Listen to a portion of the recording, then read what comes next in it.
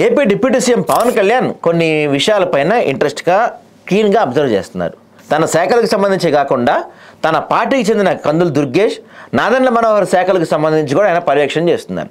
ఆయా శాఖలు జరుగుతున్న పరిణామాలు, వెలుగు చూస్తున్న అక్రమాలపై పవన్ ఒక కన్నేశారు. ఈ క్రమంలోనే బియ్యం అక్రమ రవాణా సహా అటవీ సంపద అక్రమాలు, పంచాయతీల వంటి వాటిపై దృష్టి పెట్టారు. గతంలో బియ్యం అక్రమ రవాణాపై పవన్ ప్రత్యేకంగా ఇంట్రెస్ట్ పెట్టారు. ముఖ్యంగా కాకినాడ పోర్టు నుంచి రేషన్ బియ్యం తరలిపోకుండా చర్యలు తీసుకుంటున్నారని చెప్పారు. అదే సమయంలో రేషన్ మాఫియాపై ఉక్కుపాదం కూడా మోపారు. ఇక ఇప్పుడు అటవీ సంపద, భూములు, ముఖ్యంగా ఎర్రచందనం వంటి వాటిని సీరియస్గా తీసుకున్నారు. అయితే ఇక్కడే పలు సందేహాలు తెరపైకి వస్తున్నాయి. పవన్ ఇప్పటి వరకు ఆగ్రహవేశాలు ప్రదర్శించినా వాటిలో రిజల్ట్ మాత్రం కనిపించలేదు. ఇది ఇప్పుడు జరుగుతున్న చర్చ. తాజాగా పెద్దిరెడ్డి రామచంద్రరావును కార్నర్ చేస్తున్నారన్న వాదన వైసీపీ నుంచి వినిపిస్తున్న నేపథ్యంలో పవన్ ఇప్పటివరకు తీసుకున్న నిర్ణయాలు, ఇచ్చిన ఆదేశాలతో ఏ మేరకు సక్సెస్ అయ్యారన్నది ప్రశ్న.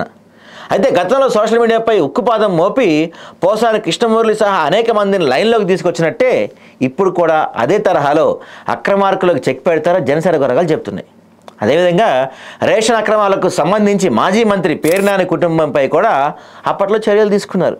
దీంతో కృష్ణా జిల్లాల్లో అక్రమాలు దారి పట్టాయి. ఇలానే ఇప్పుడు దృష్టి పెట్టిన సమస్యలు కూడా పరిష్కారం అవుతాయని పరిశీలనలు చెప్తున్నారు. ఇతర నేతల మాదిరి పవన్ కళ్యాణ్ తొందరపడే మనస్తత్వం లేదని, ముందు అధ్యయనం చేసి నెమ్మదిగా కార్యాచరణ చేసి చివరకు అక్రమార్కులకు చుక్కలు చూపించడం ఖాయమని జనసేన వర్గాలు చెప్తున్నాయి.